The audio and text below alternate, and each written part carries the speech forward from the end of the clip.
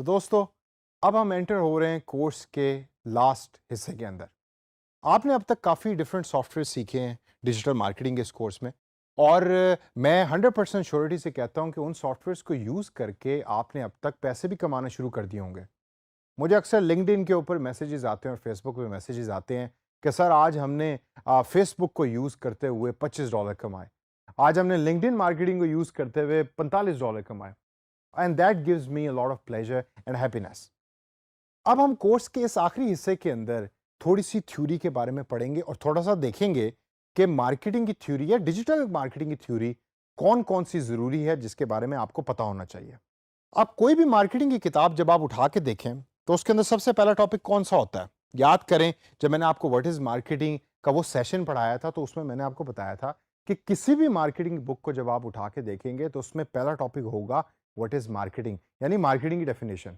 कोई भी यूट्यूब की वीडियो आप देख लें, वो भी हमेशा व्हाट इज़ मार्केटिंग से ही शुरू होती है, जो मार्केटिंग रिलेटेड कोर्स हो। लेकिन व्हाट इज़ मार्केटिंग के टॉपिक के बाद जो दूसरा टॉपिक सबसे ज़्यादा इंपॉर्टेंट है मार्केटिंग की किताब में, वो है नीड, वांट और डिमांड का। अब आप एक चीज़ ज़हन में रखें कि यहाँ से अगले कुछ सेशंस में डेडिकेट करूँगा मार्केटिंग की उन थ्योरेटिकल टॉपिक्स के ऊपर कि जिसको समझना एक डिजिटल मार्केटियर के लिए बहुत ज़्यादा ज़रूरी है।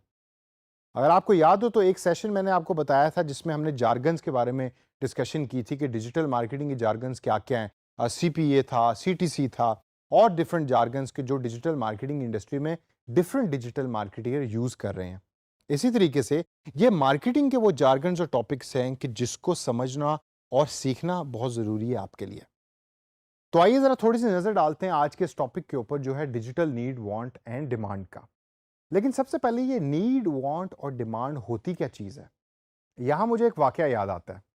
आज से 15 साल पहले मैं पंजाब के एक गाँव में गया, जहाँ रिश्तेदारों की शादी थी, और उस शादी के ऊपर मुझे याद है कि मुझे प्यास लगी and I asked for the water, और वो जब पानी का गिलास मेरे सामने आया तो वो काफ़ी गंदी क्वालिटी का पानी था, गंदला पानी था। लेकिन जब मैंने अपने इर्द-गिर्द देखा, तो वहाँ के जो लोकल लोग रहने वाले थे, वो उस पानी को बड़े आराम से पी भी रहे थे और उसको उबाल के उसको घर में भी यूज़ किया करते थे। उसी पानी को यूज़ करते हुए शरबत भी बन रहा था और उस शरबत को मेहमानों को सर्व भी किया जा रहा था, as if it was normal. लेकिन मैं चूँकि लाहौर से गया था और लाहौर के अंदर मैंने तो हमेशा यही देखा था कि पानी का गिलास जो है उसमें पानी बिल्कुल साफ-सुथरा है। तो आई गॉट कन्फ्यूज़्ड कि ये क्या हो रहा है? So I started asking questions and I came to know कि उस इलाके का जो पानी है वो क्लियर नहीं है जिस तरह लाहौर का पानी क्लियर होता है, और लोग वहाँ उसी तरह का पानी पीने के ऊपर मजबूर हैं। इसी तरीके से आप अपने इलाके को अगर देखें, तो हो सकता है आपके इलाके में भी पानी की क्वालिटी जो है वो उतनी साफ-सुथरी या अच्छी ना हो जिस तरह पाकिस्तान के बाकी इलाकों के अंदर है। और पानी का मसला तो आप अभी जानते ही हैं कि बड़ा एक सीरियस जो और गंभीर किस्म का मसला बनता जा रहा है पाकिस्तान के लिए। अब अगर हम नीड, वांट एंड डिमांड की बात करें, तो सबसे पहले नीड का मतलब है ज़रूरत। ज़रूरत वो चीज़ें होती हैं कि जिसकी रिक्वायरमेंट है आपको ज़िंदा रहने के लिए, जिसमें खाना आ जाता है, पीने के लिए साफ़ पानी आ जाता है, और साफ़ पानी से पहले बल्कि पानी आता है। तो नीड आपकी, यानी कि ज़रूरत आपकी है कि जब आपको प्यास लगी है तो आपको पानी चाहिए। अगर आपको साफ़ पानी मुहैया नहीं भी है, तो आप कोई भी पानी जो आपको अवेलेबल होगा, आप उसको यूज़ करते हुए अपनी प्यास को बुझाएँगे। तो आपकी ज़रूरत है कि आपने अपनी प्यास को बुझाना है। And the first thing which comes into your mind when you are thirsty is कि आपको पानी का गिलास चाहिए, और आपने वो पानी का गिलास पी लिया, उसकी क्वालिटी जो मर्ज़ी हो। अब हम आगे चलें और सेकंड कॉन्सेप्ट पे आते हैं जो है वांट। ये नीड से एक स्टेप ऊपर होता है।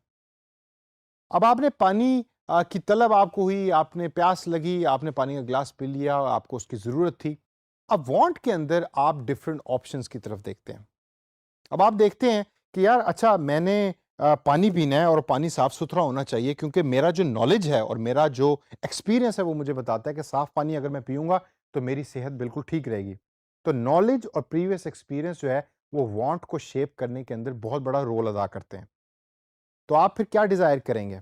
आप वांट ये करेंगे कि मैं ये चाहता हूँ, यानी कि वांट, आई वांट दिस, कि मेरे घर में 24/7 फ़िल्टर्ड पानी लगा हुआ हो और मैं फ़िल्टर के थ्रू वो पानी पीऊँ।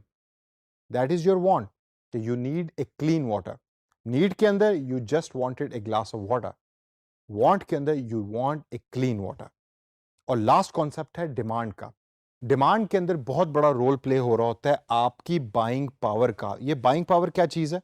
डिजिटल मार्केटिंग तो सारा आपने सीख लिया, ज़रा मुझे जवाब दें कि बाइंग पावर से क्या मुराद है? बाइंग पावर से मुराद है कि आपकी जेब में पैसे कितने हैं। हो सकता है कि मेरी वांट तो ये कि मैं साफ-सुथरा पानी चाहता हूँ, लेकिन मेरे पास फ़िल्टर लगाने के पैसे ही ना हों, क्योंकि जब मैं एक दुकान पे गया हूँ और जाके मैंने फ़िल्टर की प्राइस पूछी है और वो प्राइस इतनी ज़्यादा है कि मुझे ऑलमोस्ट हार्ट अटैक आने लगा था, तो मैं उस वही मुँह लेके वापस आ गया कि भाई मैं फ़िल्टर तो लगवा नहीं सकता, लेकिन मुझे साफ़ पानी चाहिए। तो फिर एक दोस्त मुझे फ़ोन करता है और मुझे बताता है कि भई आपको फ़िल्टर घर पे लगवाने की ज़रूरत नहीं है। ऐसी जगह मौजूद हैं कि जिधर आप जाएँ और आप 20 लीटर के पानी की बोतल इतने रुपए में ले सकते हैं। अच्छा भई 20 लीटर के पानी की बोतल की जो कीमत है, वो तो मैं अफ़ोर्ड कर सकता हूँ। तो बाइंग पावर को यूज़ करते हुए I will go and I will by the clean water जो मेरी डिमांड के अंदर आता है। तो ये तीनों कॉन्सेप्ट नीड, वांट और डिमांड के वो कॉन्सेप्ट हैं कि जिसके ऊपर मार्केटिंग का पूरा लिटरेचर और सब्जेक्ट बेस करता है। एक मार्केटियर जो है वो कस्टमर की नीड को भी सैटिस्फाई कर रहा होता है, वांट को भी कर रहा होता है और डिमांड को भी कर रहा होता है। अब एप्पल आईफ़ोन जो है वो वांट है या डिमांड है, I leave that question to you और आप डिस्कशन बोर्ड के अंदर इसका जवाब दें। जो एप्पल आईफ़ोन हम अक्सर यूज़ कर रहे होते हैं, नीड तो मेरा ख्याल है नहीं है। अच्छा अगर एप्पल आईफ़ोन आपने यूज़ करना है तो उसकी नीड क्या होगी by the way? What is going to be the need of using Apple iPhone? वो हो सकता है कि आपकी नीड हो किसी दूसरे से बात करना, communication. So your basic need is communication, जो आप सैमसंग को भी यूज करके कर सकते हैं, नोकिया को भी कर सकते हैं, एप्पल को भी कर सकते हैं। लेकिन वो जो एप्पल का आईफोन है वो क्या आपकी नीड है, आपकी डिमांड है या वांट है? इसको सोचिए और इसका आंसर आप डिस्कशन बोर्ड के अंदर लिखें। अब डिजिटल एनवायरनमेंट के अंदर एज ए डिजिटल मार्केटियर ये बहुत ज़रूरी है कि आपको ये पता हो कि आपका जो रीडर है या जो कंटेंट को देख रहा है उसकी नीड, वांट एंड डिमांड क्या है।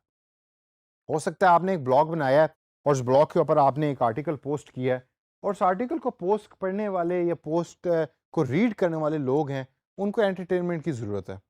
तो हो सकता है कि उनकी एंटरटेनमेंट को सेटिस्फाई करने के लिए आप ब्लॉग बना रहे हैं, तो उसको जानिए, समझिए, रिसर्च करें और उसको ज़हन में रखते हुए आप अपने कंटेंट को उस तरह मोल्ड करें, उस तरह का कंटेंट बनाएँ कि जो आपका रीडर पढ़ना पसंद करे। The moment you start making the content जो आपका रीडर पढ़ना पसंद करेगा, दैट्स इट, आपकी digital as a digital marketeer job बहुत आसान हो जाएगी। तो दोस्तों वो तमाम क्वेश्चंस जो आप मुझसे डिस्कशन बोर्ड में पूछते हैं और वो उनका जवाब मैं भी जहाँ तक दे सकता हूँ मैं देता हूँ, मेरे कोचेज़ जो हैं वो आपको उनका जवाब दे रहे हैं। उस तमाम अप्लाइड नॉलेज को, उन क्वेश्चंस को आप ब्लेंड करें थ्योरी के साथ और आपका जो अप्लाइड नॉलेज है उसको बेहतर बनाएं ताकि आप एक अच्छे डिजिटल मार्केटर बन सकें और अपना वो काम जिसके ऑलरेडी आप पैसे कमाना शुरू कर दिए हैं आपने, उसको मज़ीद बेहतर बनाएं ताकि पैसे जितने आप कमा रहे हैं वो $20 की बजाय 40 हों, $40 की बजाय $60 हों, ताकि पैसों की अमाउंट भी बढ़े और आपको मज़ीद एक्सपीरियंस भी गेन हो।